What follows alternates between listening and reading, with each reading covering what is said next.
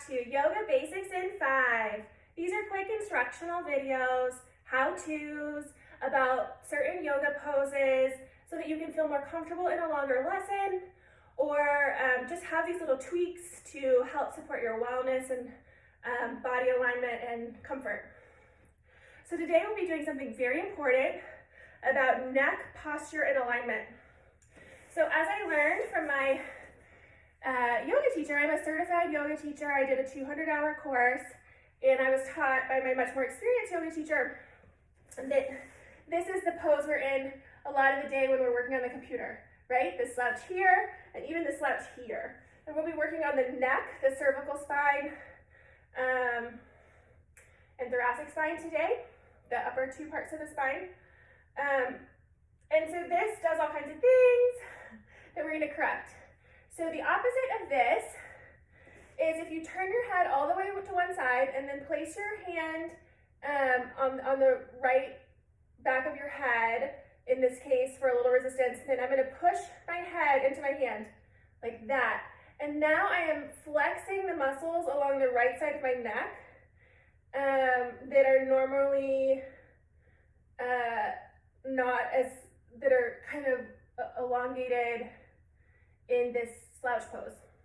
So flex, flex, flex, flex, flex, and get your spine back into its proper alignment. It's the opposite of a hunchback pose. Stretch right here, slouching hunchback pose. And then the other side, turn my head all the way to the other side, and push my head into my hand, and relax. And there's several different ways you can do the same move. One is in Savasana, the final yoga pose or resting pose. So just turn my head all the way to one side in Savasana, and then push my head into the ground. Push, push, push, push, push, push, push, push, push. Ah, it feels so good, it's so correcting. And then turn my head all the way to the other side. Push, push, push, push, push, push, push. And then finally, the third way that you can strengthen that same muscle group is in Sphinx. So my elbows are underneath my shoulders. I'm going to turn my head all the way to one side, and in that track, I'm going to raise and lower my head.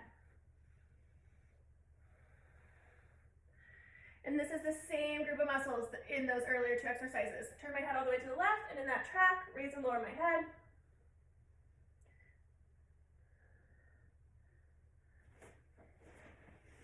So unless you have any very funky neck stuff going on that I don't know, of course, I'm not assessing you personally. I'm not a physical therapist, I'm just a yoga teacher. This is not personalized advice, but if it's safe, try this and tell me if your neck doesn't feel better. My guess is that a lot of your neck will feel better once you do this. So now we've earned a nice little stretch. Lift your head up as tall as it can be, as if there's a string from the center of your head, pulling it up. Reach your hand to where the middle finger grabs the top of your opposite ear. Lift up and to the side, using gravity and just a little pulling from your hand to stretch the muscles along currently the left side of my neck. And then release the hand and just allow the weight of the head to stretch the muscle fibers of the neck one at a time, nice and slow.